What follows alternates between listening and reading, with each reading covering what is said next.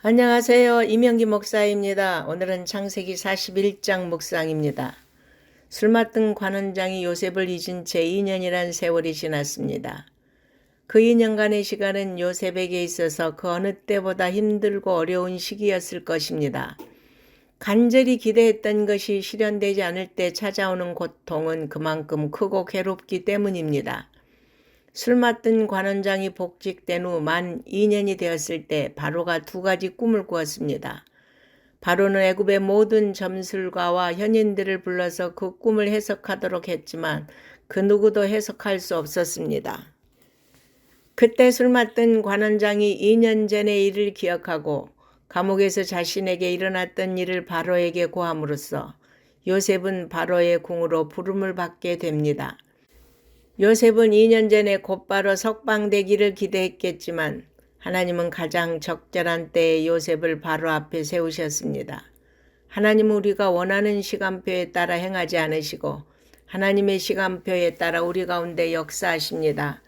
그러므로 우리는 하나님의 주권을 인정하며 인내하고 기다려야 합니다. 바로 앞에 선 요셉은 꿈의 해석이 자신에게 있는 것이 아니라 하나님께 있음을 밝히 말합니다. 요셉은 전에 감옥에서 두 관원장들의 꿈을 해석해 줄 때도 자신을 완전히 배제하고 하나님만을 내세웠습니다. 하나님은 이렇게 변함없는 믿음을 지닌 요셉에게 바로의 꿈에 대한 해석을 주셨습니다. 요셉은 바로의 꿈 이야기를 듣고 하나님이 주신 해석을 바로에게 전합니다. 바로의 꿈은 하나님이 장차하실 일을 그에게 알리기 위한 것으로 그의 두 가지 꿈은 동일한 것을 의미합니다. 그러나 바로는 그 의미를 알지 못했습니다. 그래서 하나님은 당신이 하실 일을 하나님의 사람 요셉을 통해 바로에게 알리신 것입니다. 동일한 의미의 꿈을 반복해서 꾼 것은 꿈에서 예고된 사건이 확정되었고 임박했다는 것을 말해줍니다.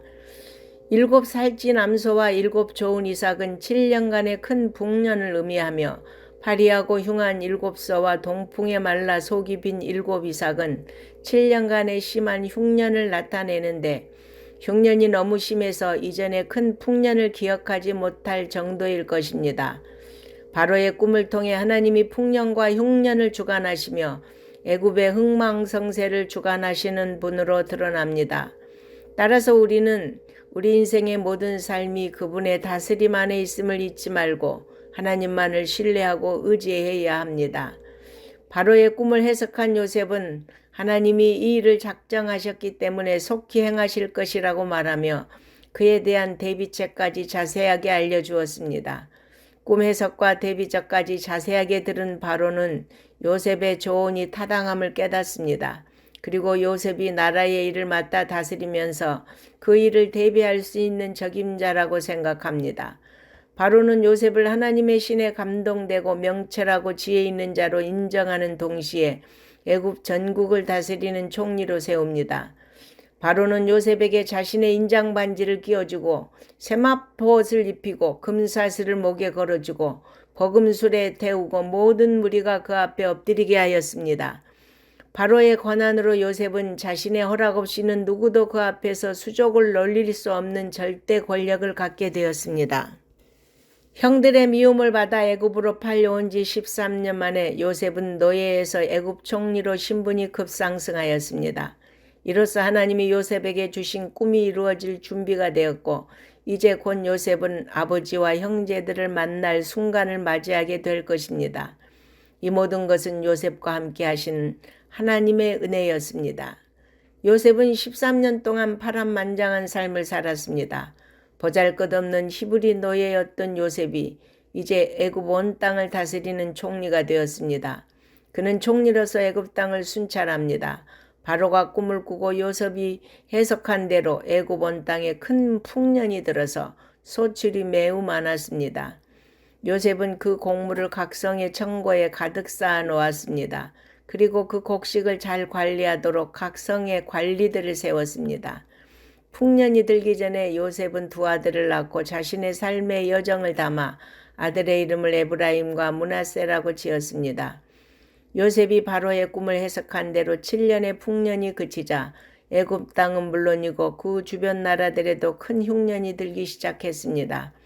각국에는 기근이 있었으나 애굽 온 땅에는 먹을 것이 있었습니다. 모든 백성은 요셉에게 나아가 식량을 구했고 요셉은 모든 창고를 열어 식량을 팔았습니다. 흉년을 견딜 수 있는 식량은 오직 모든 창고에 곡식을 쌓아놓은 요셉에게만 있었습니다. 이러한 요셉은 영적 생명의 양식으로서 죄로 말미암아 죽어가는 인간 영혼에 유일하게 생명을 주실 수 있는 예수 그리스도를 예표한다고 볼 수 있습니다. 따라서 하나님은 우리 성도들을 세상 가운데 보내셔서 그들이 하나님께 나오는 통로가 되게 하셨습니다. 우리가 주님이 보내셔서 인도하시는 성령을 의지할 때 요셉처럼 이 귀한 사명을 잘 감당할 수 있을 것입니다. 아멘.